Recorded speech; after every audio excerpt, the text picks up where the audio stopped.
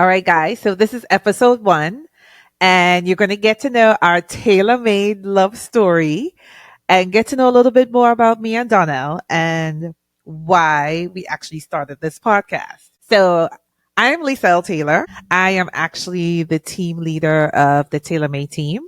Donnell and I have been married about 15 years now. I can't believe it's 15 years. What you mean close? It's 15 years. Almost. What is almost, Donnell? It's a few more, not a few, but maybe a couple of more weeks until that day. Okay, whatever.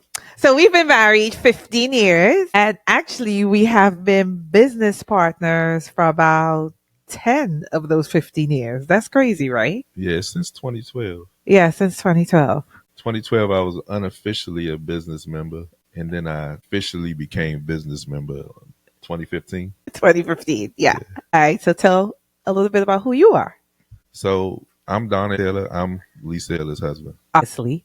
All right, so let's talk about our journey as a couple and as a team. So most people want to know how we got started. And actually, I'll let you tell that story because it's actually because of you why I got into real estate. So we got started, I guess it was back in 2012. And at that time, short sales was big. And we happened to have a property that we were staying in that was pretty much underwater. It was probably only worth maybe $175K. We paid like $275K. Yes. It was a 2-bedroom, two bedrooms, one and a half bathroom townhouse. Then I remember we paid about $270 for it. Then all of a sudden, somebody came and moved next door, and the next door person, they had 3 bedrooms and they paid like $179 for it. And I was like, oh, it's time to go. She met with a realtor, she got a realtor, and then we looking at houses. And at the time, it seemed easy. She wore nice clothes, she drove a nice car, and the contract was mostly fill in the blank. So I was like, you could do that. That's really how it started. We're here from there. But let me fill in the blank. So you notice he said what we thought was fill in the blanks. It's really not a fill in the blank in this real estate game. So after that, I was like, you know what? I'll try it.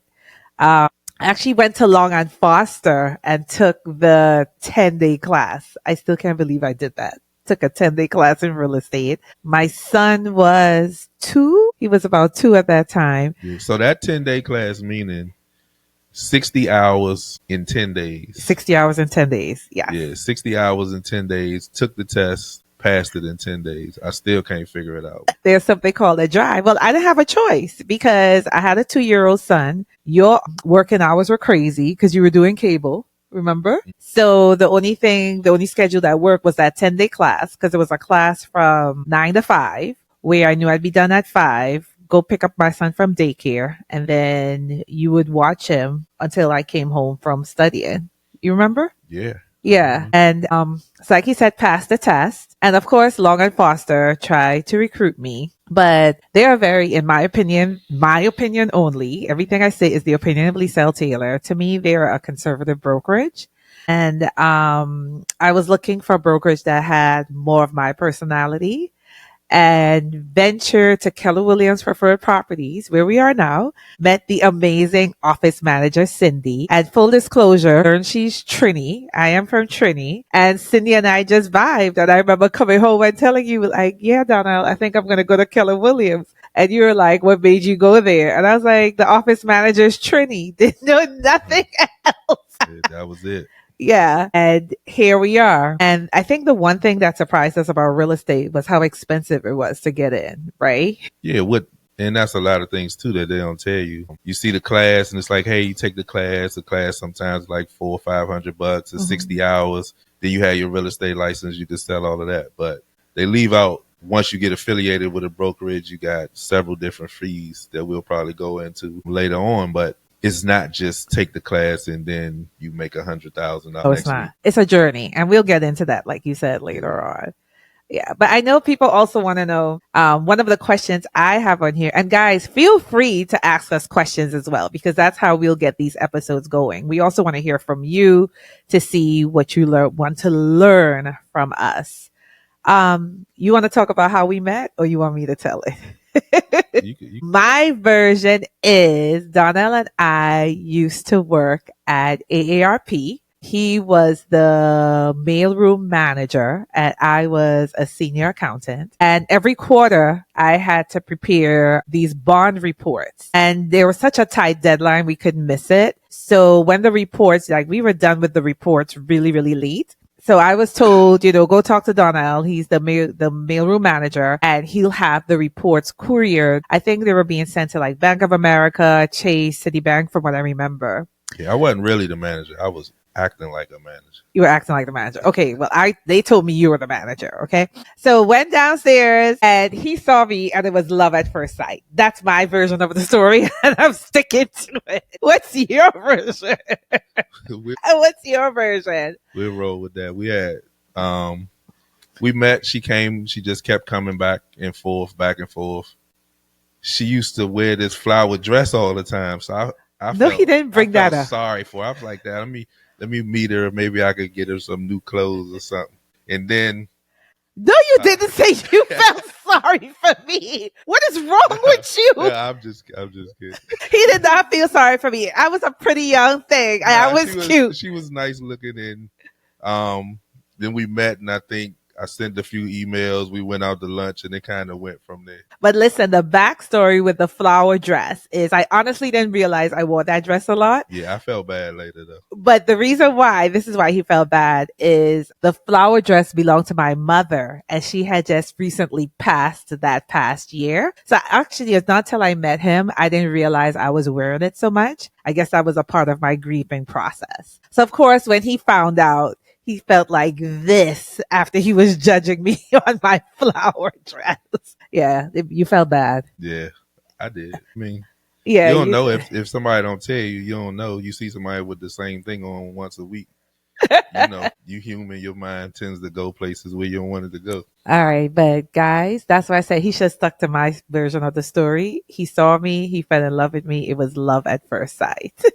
Should have stuck to my story. Yeah. But anyway, one of the questions I want to ask you this question. When do you think we realized we would make great, not only great life partners, but also great business partners? I believe the life partner part came before the business partner. Definitely. The business partner came due to life challenges. Yeah. Just life challenges. You trying to survive in life. You're a couple. Just like everybody else, things start to get tight and you're trying to figure out, all right, where am I going to go? What am I going to do? How am I going to make the next move? You got a brand new baby in the world with you in your life now. It's the three of us, and you got daycare, you got mortgage, you got just life in general. So what came out of it was entrepreneurship. And I think through that course of it, that's how we ended up figuring out that it worked. What we wanted to do. Yeah. And I think one part he left out, to be completely transparent, is I think we just got tired of living paycheck to paycheck. At least you mentioned it, like even when we were talking about real estate and you were telling me about taking the class. And I was like, why would I take a real estate class? And I think you even mentioned to me, aren't you tired of us living paycheck to paycheck? Don't you think we deserve a better life? Actually, that's what really made me go and be like, all right, I'll look into it and see what this real estate thing is all about. But to your point, we definitely were life partners before we were business partners. And I think it's also because of your support and belief in me to do something with our real estate journey. That's how come we're here. Yeah, life, it wasn't initially paycheck to paycheck. When I was single, she was single. She had her money, I had our money. And then you combine, make three people, and now it just ain't what it was before. So then things start to become paycheck to paycheck, and you got to maneuver that and try to figure out what's best for everybody, not just one individual thing. And you could be like, I could have been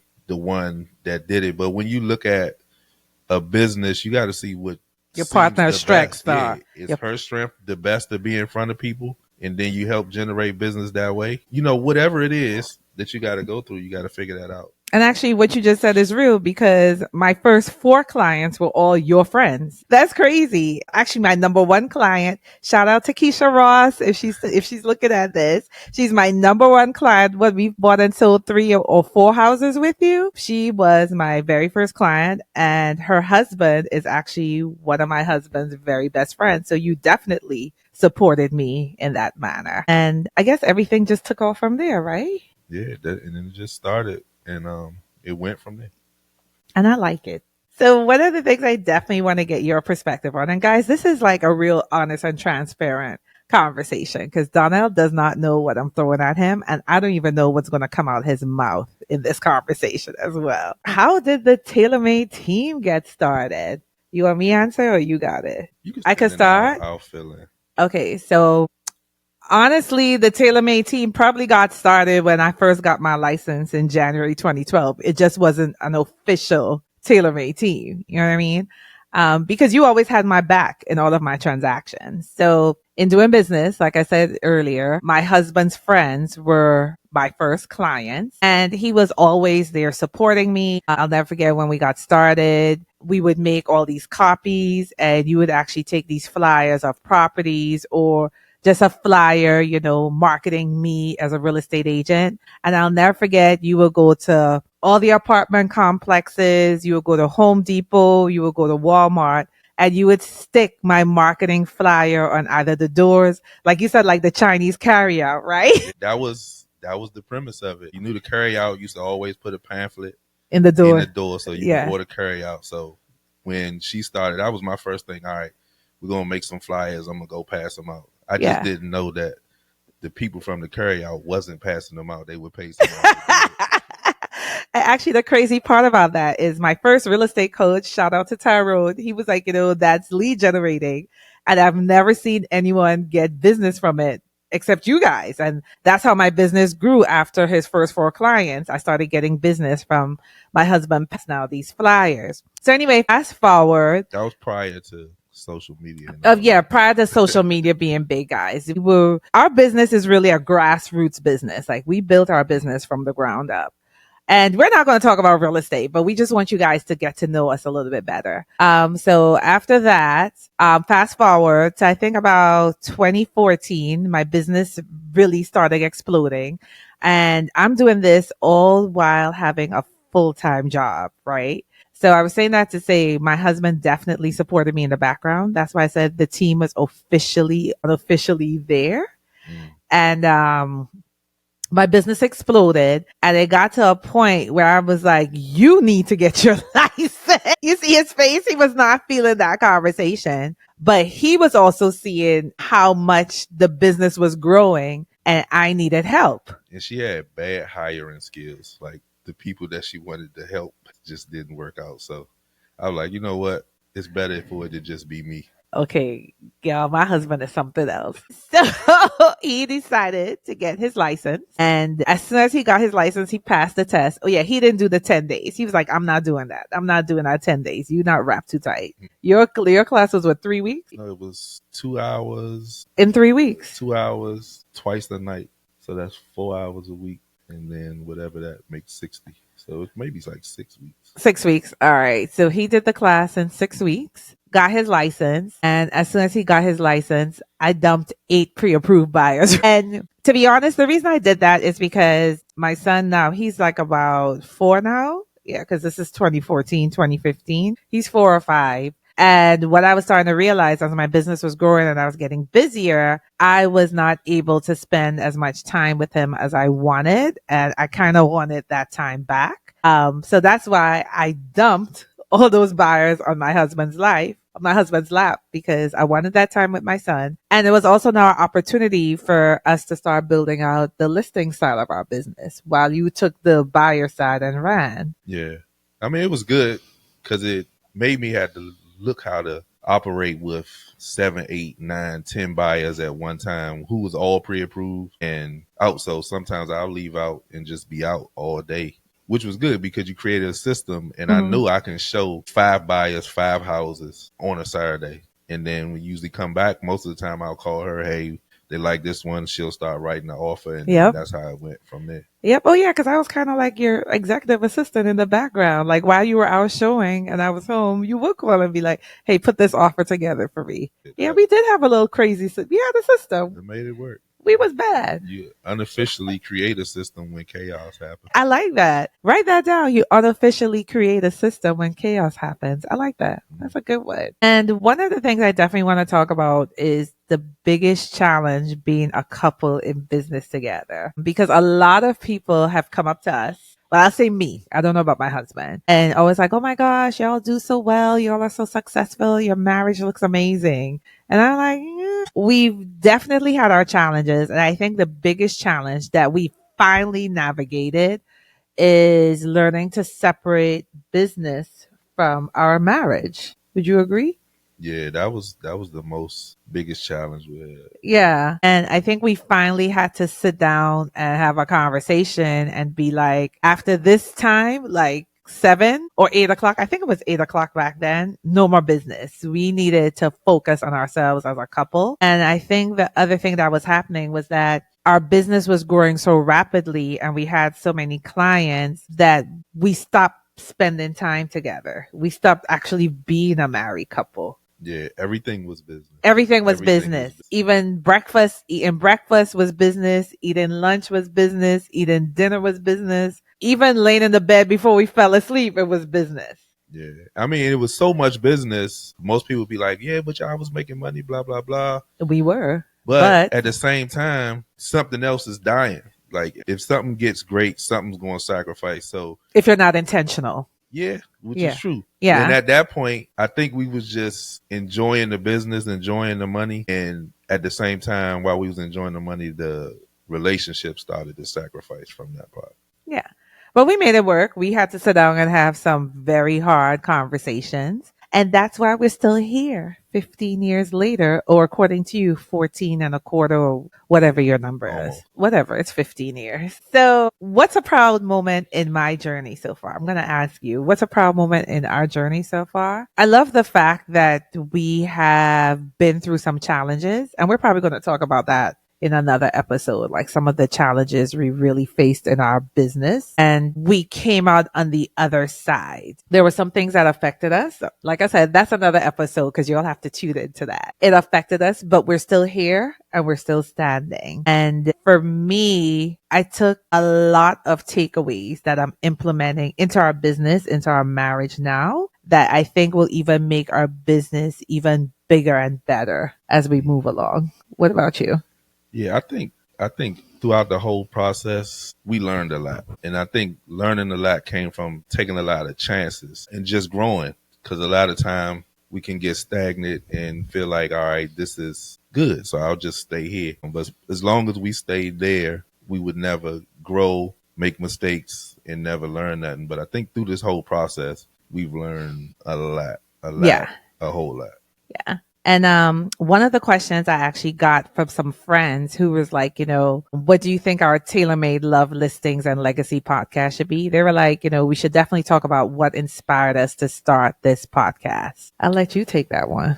I had all of this stuff in the house for a podcast, so it only made sense to start using it. Why is he like this? Y'all see? This is Donnell in true form. We really just wanted to share our story. We definitely want to help other married couples who are business partners, and maybe not in real estate, business partners in anything, and share some great tips for keeping your marriage together. Also sharing some great tips for entrepreneurs, like systems and things you should be doing. Basically, we want people to learn from our mistakes and our challenges so you won't go through the same thing in working with your husband. Yeah, just to get some insight on what it's like to, one, be married for 15 years.